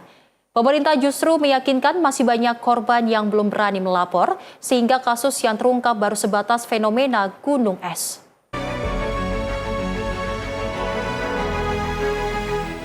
Fenomena gunung es kekerasan seksual anak menjadi sorotan Kementerian Pemberdayaan Perempuan dan Perlindungan Anak. Asisten Deputi Penyediaan Layanan Anak yang memerlukan perlindungan khusus Kemen PPPA, Ciput Eka Purwiyanti, mengatakan kekerasan seksual masih menjadi jenis kasus yang paling banyak dilaporkan dalam beberapa tahun terakhir. Ia mengatakan kekerasan seksual memang menjadi kasus dengan jumlah pelaporan tertinggi, namun bukan berarti kekerasan lainnya tidak terjadi. Meski demikian, Ciput mengungkapkan angka pelaporan yang diterima pemerintah masih jauh dari perkiraan jumlah korban sebenarnya. Mengapa ini tertinggi?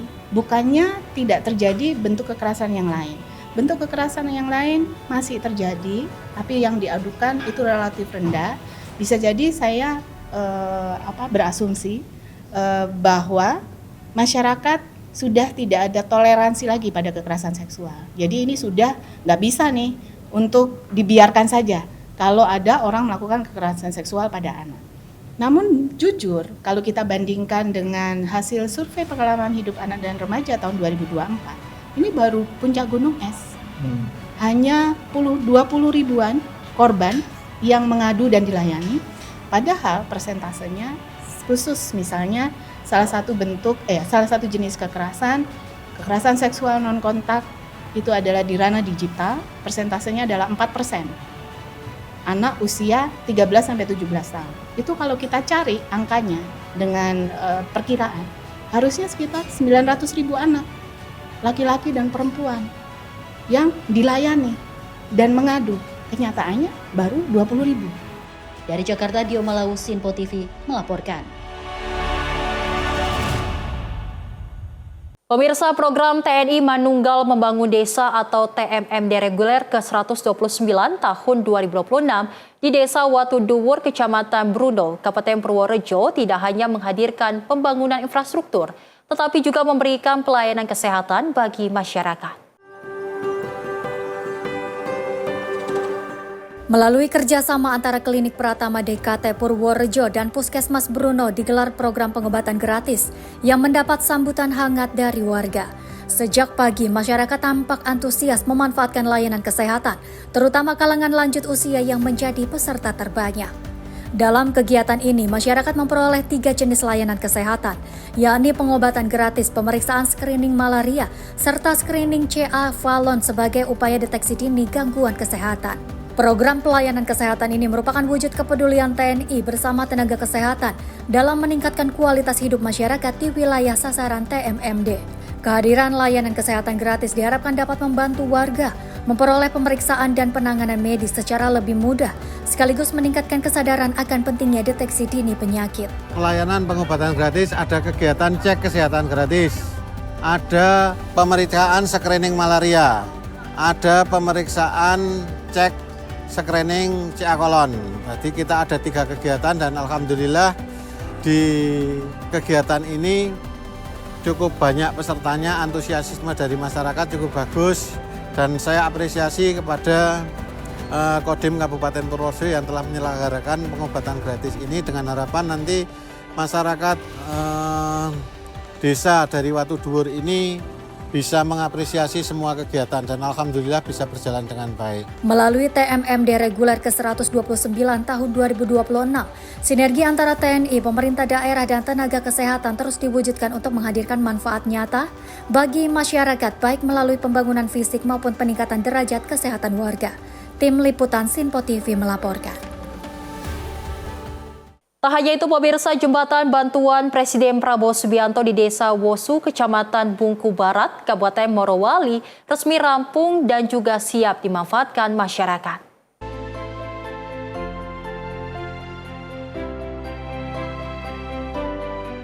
Pembangunan jembatan bantuan Presiden Republik Indonesia Prabowo Subianto di Desa Wosu, Kecamatan Bungku Barat, Kabupaten Morowali, kini telah rampung dan siap dimanfaatkan masyarakat. Jembatan sepanjang 10 meter dengan lebar 6 meter ini menjadi akses penting bagi warga, khususnya para petani kelapa sawit yang selama ini harus menyeberangi sungai untuk menuju kebun dan mengangkut hasil panen.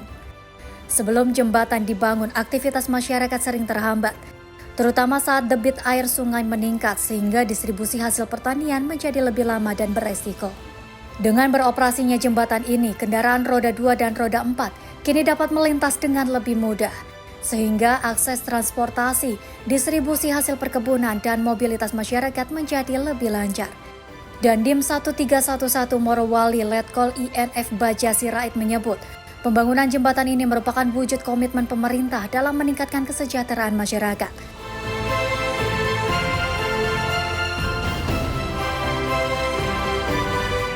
Melalui pembangunan infrastruktur yang menyentuh kebutuhan masyarakat.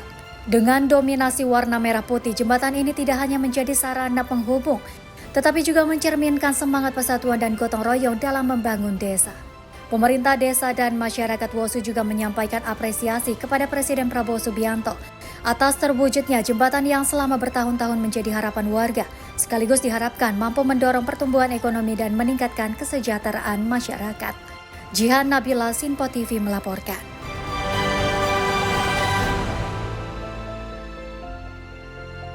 Pemirsa, beragam informasi dari mancanegara, salah satunya kipas raksasa redakan panas ekstrim di Chongqing. Informasinya usai jeda, tetaplah bersama kami di Menyapa Indonesia Malam.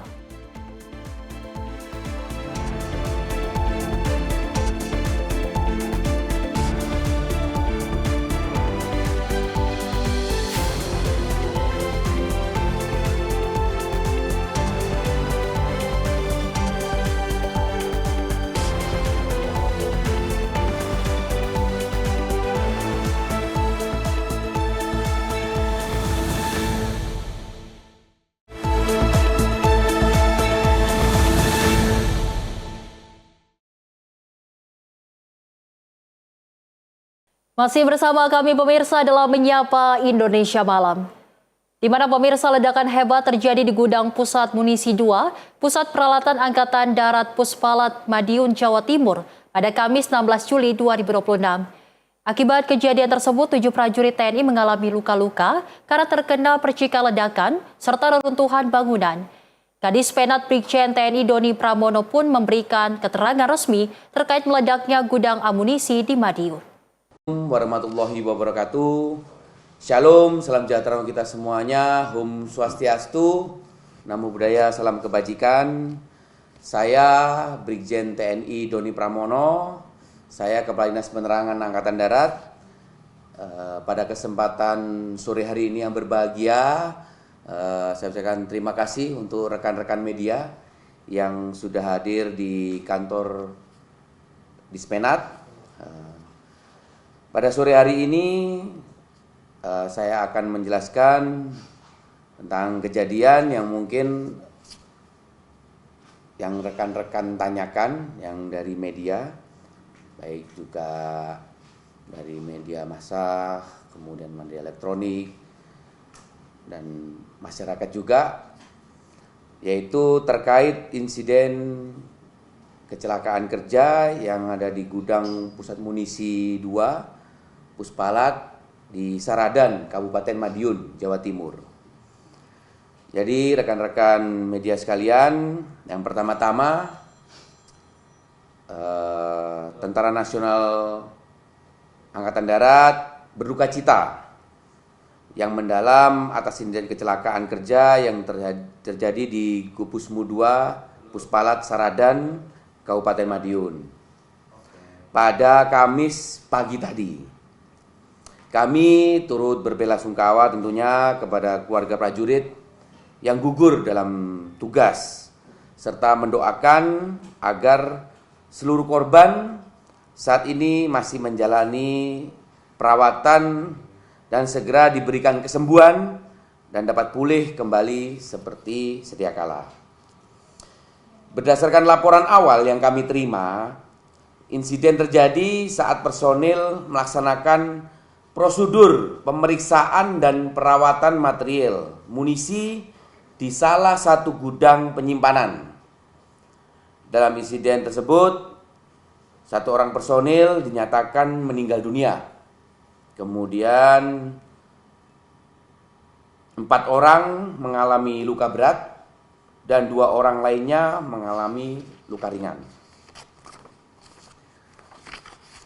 Sesaat setelah kejadian, satuan segera melakukan evakuasi seluruh korban ke rumah sakit untuk mendapatkan penanganan medis secara cepat, sekaligus melaporkan secara prosedural dan berjenjang. Saat ini, Tentara Nasional Angkatan Darat telah mengambil langkah-langkah penanganan awal dengan memberikan perhatian dan pendampingan penuh terhadap korban, berkoordinasi dengan rumah sakit, serta memberikan dan membentuk tim investigasi untuk melakukan pendalaman dan investigasi secara menyeluruh guna mengetahui secara pasti kronologis maupun penyebab insiden tersebut. Perlu kami tegaskan juga bahwa proses ini dilakukan secara profesional, objektif dan menyeluruh agar setiap fakta yang diperoleh nantinya dapat dipertanggungjawabkan. Kami juga mengajak seluruh pihak untuk bersama-sama memberikan ruang kepada tim investigasi agar dapat bekerja secara optimal serta menghindari spekulasi mengenai penyebab kejadian sebelum seluruh proses pemeriksaan selesai. Tim investigasi sudah dibentuk dan sore hari ini juga sudah berangkat menuju ke tempat kejadian.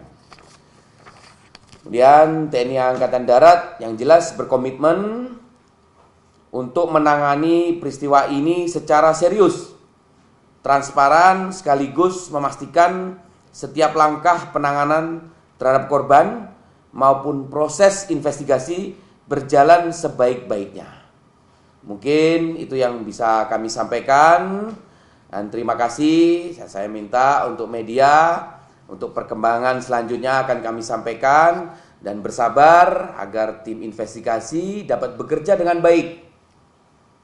Dan saya minta juga tidak ada pemberitaan-pemberitaan atau spekulasi-spekulasi yang negatif terhadap kejadian ini.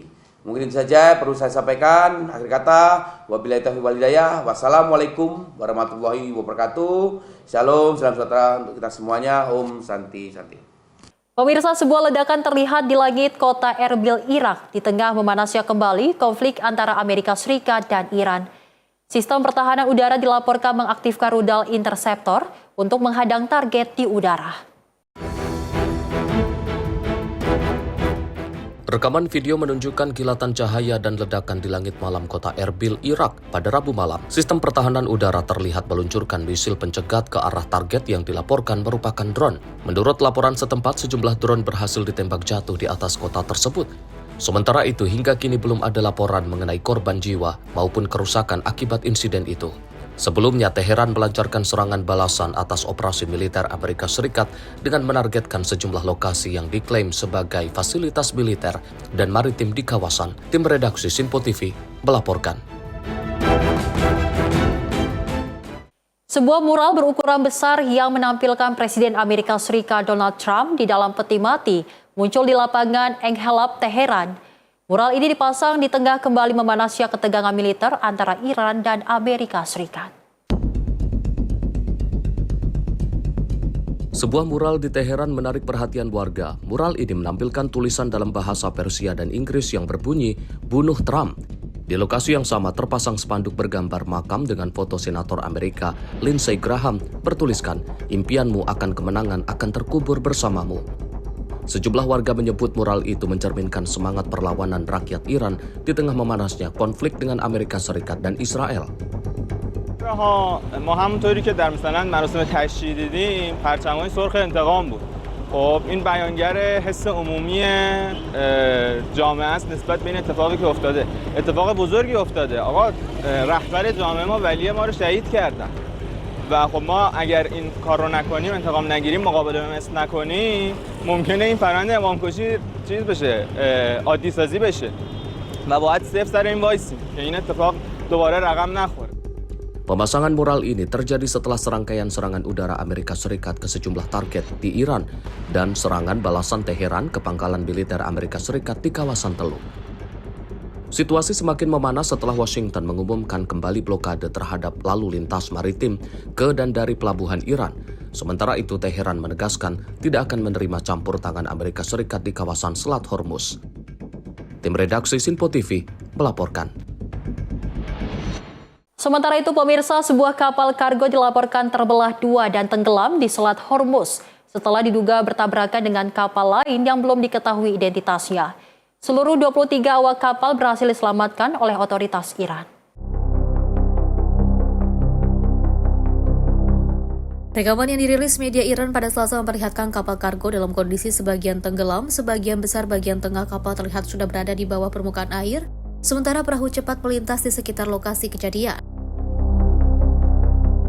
Laporan menyebut kapal kargo Luni yang juga berusia 32 tahun dan terdaftar di St. Kitts sedang berlabuh di lepas pantai Bandar Abbas ketika insiden terjadi. Tabrakan menyebabkan lambung kapal mengalami kerusakan parah hingga terbelah menjadi dua.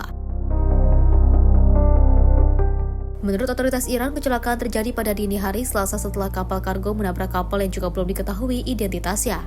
Benturan tersebut membuat air masuk ke dalam kapal dan memaksa kapten mengeluarkan perintah evakuasi darurat. Tim penyelamat berhasil mengevakuasi seluruh 23 awak kapal ke Pulau Qasim. Otoritas Iran menyatakan seluruh pelaut dalam kondisi selamat dan tidak dilaporkan ada korban jiwa. Hingga kini penyebab pasti tabrakan masih dalam penyelidikan. Pihak berwenang juga belum mengungkap identitas kapal lain yang diduga terlibat dalam insiden tersebut. Tim redaksi Simpo TV melaporkan. Pemerintah Aljazair mengerahkan pesawat amfibi Beriev BE-200 buatan Rusia untuk membantu memadamkan kebakaran hutan di Provinsi Setiv. Operasi pemadaman terus dilakukan di tengah kondisi cuaca ekstrim dan suhu tinggi yang memperparah penyebaran api.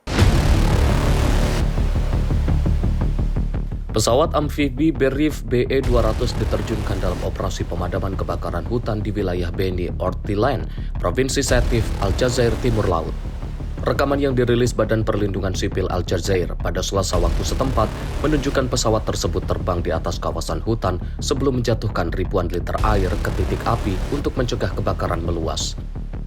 Operasi pemadaman memasuki hari keempat dengan petugas terus berupaya mengendalikan api yang melanda kawasan hutan dan pegunungan. Cuaca ekstrim dan gelombang panas dilaporkan menyulitkan proses pemadaman karena sejumlah titik api kembali menyala setelah sempat berhasil dikendalikan. Hingga saat ini petugas masih berjuang memadamkan 19 kebakaran hutan di 10 provinsi di Aljazair. Sedikitnya 1 orang dilaporkan meninggal dunia akibat bencana tersebut. Beriev BE-200 merupakan salah satu pesawat pemadam kebakaran paling canggih di dunia. Pesawat ini mampu mengambil hingga 12 ton air langsung dari danau atau perairan lain, kemudian menjatuhkannya ke lokasi kebakaran dalam waktu singkat.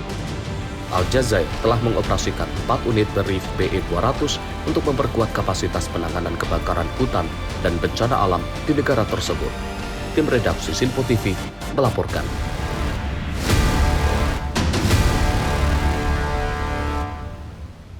Gelombang panas ekstrim kembali melanda kota Chongqing di barat daya Tiongkok. Suhu yang menembus lebih dari 40 derajat Celcius membuat pemerintah mengerahkan kipas penyemprot kabut raksasa bagi warga yang beraktivitas di luar ruangan. Kipas-kipas penyemprot uap dingin berukuran besar dipasang di sepanjang jalan kuliner Guanyiqiao, salah satu kawasan paling ramai di Chongqing. Semburan uap dingin dari alat tersebut membantu menurunkan suhu di sekitar jalan dan memberikan kesejukan bagi warga yang beraktivitas di luar ruangan.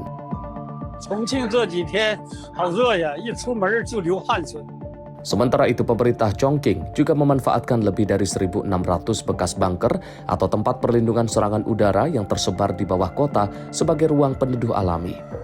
Sebagian fasilitas dilengkapi tempat duduk dan air minum gratis untuk membantu warga menghadapi gelombang panas yang masih berlangsung. Di tengah panas menyengat, banyak warga memanfaatkan fasilitas tersebut. Mereka dapat beristirahat, bermain kartu, hingga menghabiskan waktu bersama keluarga dalam suhu yang lebih sejuk. Tim redaksi Simpo TV melaporkan. Kebakaran hutan melanda kawasan cagar biosfer Fontainebleau di selatan Paris, Prancis. Api menghanguskan lebih dari 2.000 hektar lahan dan memaksa sekitar 1.000 warga mengungsi.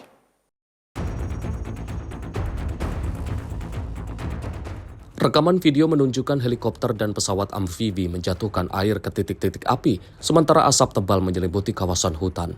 Petugas pemadam kebakaran terus berupaya memadamkan sisa api dan mencegah munculnya titik api baru. Otoritas Prancis menyatakan 2 kebakaran yang terjadi sejak 12 Juli kini berhasil dikendalikan, meski belum sepenuhnya padam. Sekitar 800 petugas pemadam masih disiagakan di lokasi. Hingga kini tidak ada laporan korban jiwa maupun luka-luka. Namun polisi telah menangkap 3 orang untuk dimintai keterangan terkait penyebab kebakaran yang masih dalam penyelidikan. Untuk pertama kalinya, pesawat pembom air dikerahkan dalam penanganan kebakaran hutan di wilayah Paris dengan mengambil air dari Sungai Seine. Tim pemadam dari Prancis Selatan juga diterjunkan untuk memperkuat penanganan di lokasi. Kawasan Fontainebleau dan Gatinais merupakan cagar biosfer UNESCO sejak tahun 1998. Kebakaran ini kembali menunjukkan rentannya kawasan konservasi tersebut terhadap ancaman bencana akibat kondisi cuaca ekstrim. Tim redaksi Simpo TV melaporkan.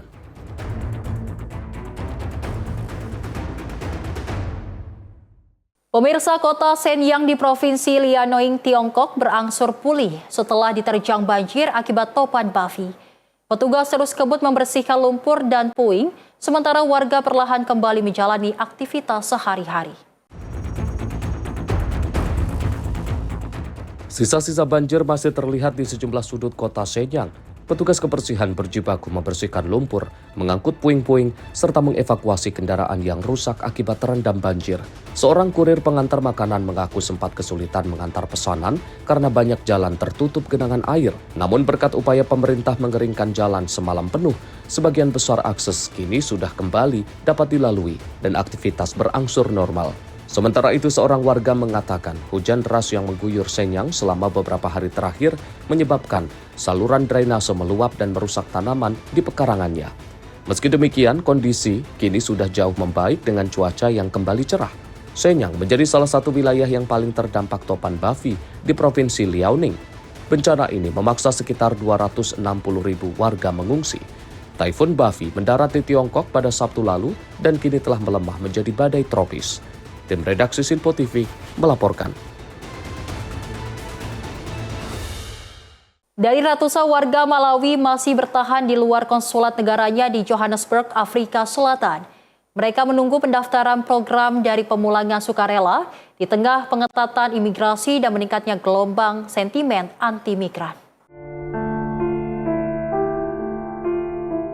Di bawah terik matahari dan dinginnya malam, ratusan warga Malawi terpaksa berbalan di pelataran konsulat demi mendapat kesempatan pulang ke tanah air. Sejumlah relawan terlihat membagikan makanan dan bantuan kemanusiaan kepada para migran. Seorang relawan menyebut kondisi di lokasi sangat memprihatinkan. Anak-anak terpaksa tidur di lantai tanpa tenda dan para imigran dinilai tidak mendapatkan perlakuan yang manusiawi. The conditions here are pathetic. These people don't have toilets here. And this is in the center of Joburg.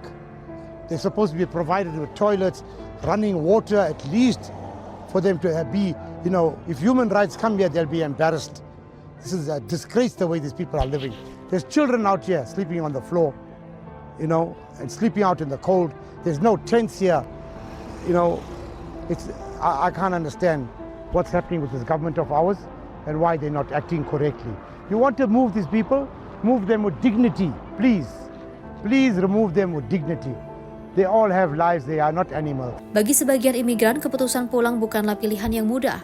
Salah satu warga Malawi mengaku harus meninggalkan anak dan pasangannya yang telah menemaninya selama hampir 10 tahun karena tidak memiliki pilihan lain. Organisasi kemanusiaan memperingatkan bahwa kondisi kesehatan dan kemanusiaan para imigran semakin memburuk. Sementara itu, pemerintah Afrika Selatan terus mengetatkan penegakan hukum imigrasi menyusul gelombang aksi anti-imigran. Presiden Cyril Ramaphosa menegaskan penegakan aturan harus dilakukan oleh negara, bukan oleh aksi main hakim sendiri.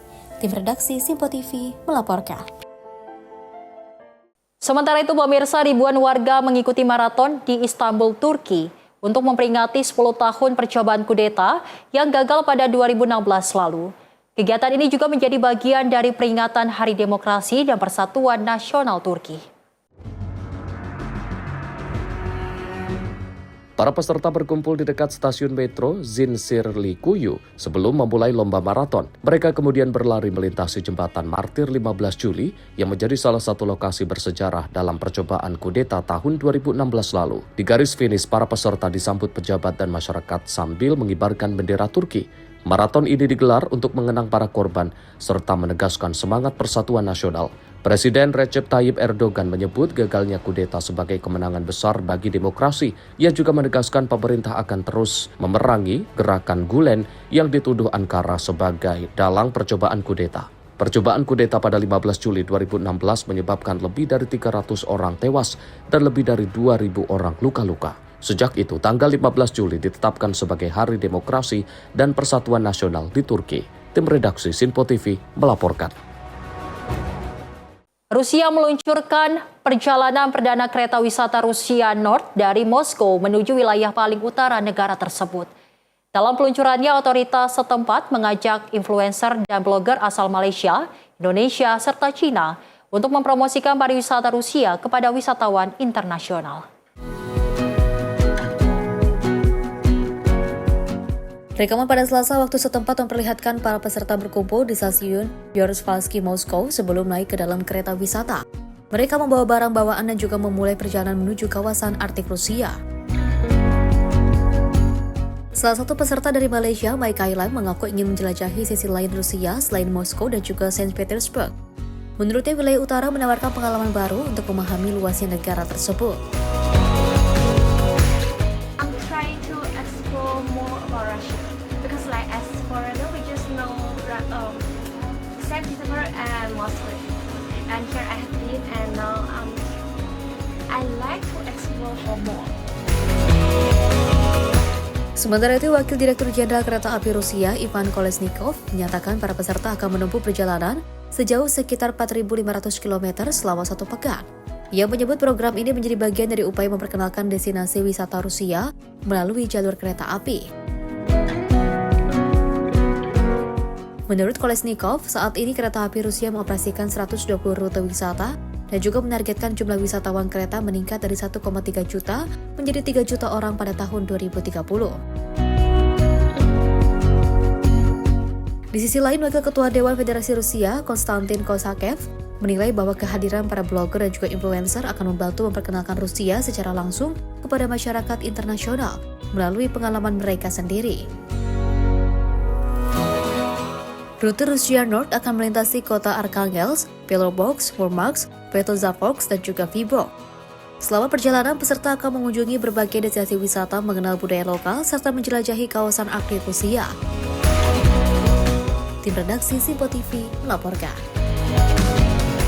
Pemirsa, dari ratusan pengunjung memadati Songdo Convention Incheon saat Korea Drone UEM Expo 2026 resmi dibuka pada Rabu. Pameran ini menampilkan beragam inovasi drone, taksi udara, hingga sistem lalu lintas udara otonom. Rekaman memperlihatkan berbagai jenis drone, simulator penerbangan, serta turnamen sepak bola drone internasional yang menjadi salah satu atraksi pameran. Para pengunjung terlihat mengamati teknologi terbaru dan berdiskusi dengan para peserta pameran. Salah satu pengunjung, Lee Yongji, mengaku tertarik melihat drone pengiriman yang juga dikembangkan untuk mendukung kebutuhan transportasi dan logistik. Sementara peserta lain menilai pameran ini memberikan gambaran mengenai perkembangan teknologi drone untuk berbagai sektor. 여행 갈 때 데리고 다니면 좋을 드론 같은 거 좋아해가지고 왔는데 여기 와서 보니까 좀 요즘에는 배송에 특화된 드론들이 많이 있는 것 같아서 조금 신기했던 것 같습니다. Pameran selama 3 hari ini diikuti lebih dari 130 perusahaan dan organisasi dari sektor drone serta urban air mobility atau UAM. Korean Air menampilkan teknologi pesawat tanpa awak berbasis kecerdasan buatan yang dikembangkan bersama perusahaan teknologi pertahanan Amerika Serikat, Anduril Industries. Sementara Hyundai Elevator memperkenalkan konsep Vertiport Vertical Edge Port untuk mendukung operasi taksi udara. Pameran ini juga menampilkan pesawat urban air mobility pertama yang dikembangkan oleh pihak swasta di Korea Selatan, serta sistem manajemen lalu lintas udara otonom. Pemerintah Korea Selatan menargetkan layanan taksi udara komersial pertama dapat beroperasi pada tahun 2028. Tim redaksi Simpo TV melaporkan. Pemerintah Filipina, pemirsa, meresmikan tahap pertama proyek MTera Solar yang digadang menjadi pembangkit listrik tenaga surya dan penyimpanan baterai terbesar di dunia dalam satu lokasi.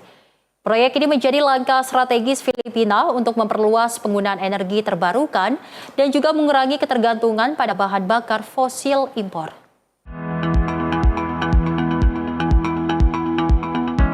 Presiden Filipina Ferdinand Marcos Jr. dan Ketua Meralco Manuel V. Pangilinan meresmikan tahap pertama proyek dengan penandatanganan prasasti. Para pekerja terlihat merakit panel surya, sementara rekaman udara menampilkan luasnya kawasan proyek di Provinsi Nueva Ecija. Manuel Pangilinan menyatakan proyek ini membuktikan bahwa Filipina mampu membangun infrastruktur energi dalam skala besar. Menurutnya, Meralco akan terus memperluas pembangunan pembangkit energi terbarukan, sistem penyimpanan baterai, serta menciptakan lapangan kerja baru bagi masyarakat. Welcome to Terra Solar, the world's largest integrated solar and battery storage facility located in a single site. And this is only the beginning. Meralco will keep building more renewables, more batteries, more jobs, until reliable clean energy ceases being a privilege and becomes a birthright. Sementara itu, Presiden Marcos menegaskan proyek MTera Solar hadir pada saat yang tepat di tengah tantangan ketergantungan Filipina terhadap energi konvensional. Pemerintah pun berkomitmen terus meningkatkan porsi energi terbarukan dalam bauran energi nasional. Today, as we gather once again for the inauguration of Phase 1, we demonstrate our will and our determination to ensure that our plans come into fruition.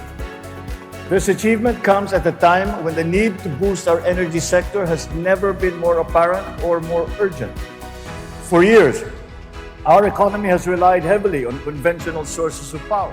Such an energy mix leaves us more vulnerable to fluctuations in global fuel prices and developments in the international market, as we have experienced in the last few months, and it underscores the importance of diversifying our energy sources and how we must be committed to moving that mix in the direction to favor. Setelah seluruh tahap pembangunan selesai, proyek ini diperkirakan mampu menyuplai listrik bagi lebih dari 2,4 juta rumah tangga. Selain itu, emisi gas rumah kaca diproyeksi berkurang sekitar 4,3 juta ton setiap tahun. Fasilitas ini juga dilengkapi sistem penyimpanan energi baterai yang memungkinkan listrik hasil panel surya tetap digunakan meski pada malam hari. Pemerintah Filipina menilai proyek tersebut akan memperkuat ketahanan energi nasional, sekaligus melindungi masyarakat dari gejolak harga energi akibat konflik geopolitik global.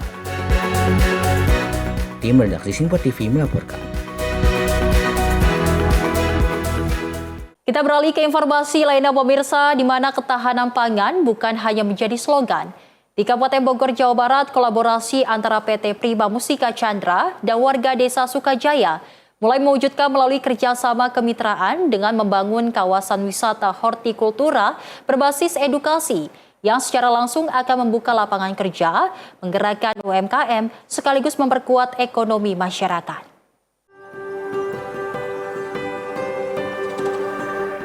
Ketahanan pangan tak cukup hanya menjadi slogan.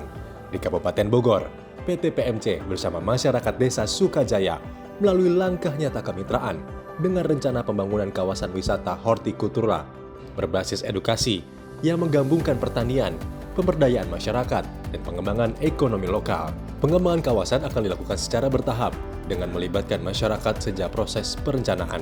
Tahap awal dimulai melalui perekrutan tenaga kerja dan penyusunan pola kemitraan agar manfaat program dapat dirasakan langsung oleh warga sekitar. Untuk masyarakat itu sendiri, pemberdayaan masyarakat dengan cara kemitraan ya dengan masyarakat itu sangat bagus Pak. Jadi program seperti itu. Nanti untuk kedepannya bisa masyarakat itu berdaya secara memiliki ketahanan pangan untuk dirinya pribadi dan untuk masyarakat wilayah Sukajaya. Nah, yang kita bangun program itu adalah wisata hortikultura berbasis edukasi juga. Nah, langkah-langkahnya pertama tadi kita sudah kumpul untuk ke langkah berikutnya itu perekrutan. Nah, perekrutan di sini ada 2 poin. Pertama adalah perekrutan pekerjaan dan yang kedua adalah kemitraan. Nah, ini skemanya sedang kita rumuskan sehingga nanti kebermanfaatnya bisa saling membantu. Nah, untuk langkah berikutnya yang kepada proses teknis. Proses teknisnya itu setelah kita mendapatkan tim untuk menggarap lokasi itu, nanti ada beberapa program yang sudah kita masukkan ke dalam action plan. Yang pertama adalah program penanaman. Nah, di sini ada beberapa kategori. Ada pohon buah, kemudian ada hortikultura yang berbasis palawija dan lain-lainnya. Dan termasuk juga kita siapkan pertanian modern.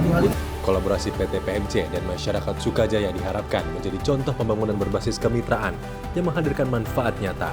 Tak hanya menjadi destinasi wisata edukasi, tapi juga motor penggerak ketahanan pangan, pencipta lapangan kerja, dan pertumbuhan ekonomi masyarakat di Kabupaten Bogor. Tim Liputan Sinpo TV melaporkan. Pemirsa, informasi tadi menutup perjumpaan kita hari ini. Saya Azhar Putra, mewakili seluruh rekan kerja yang bertugas mengucapkan terima kasih, selamat malam, dan sampai jumpa.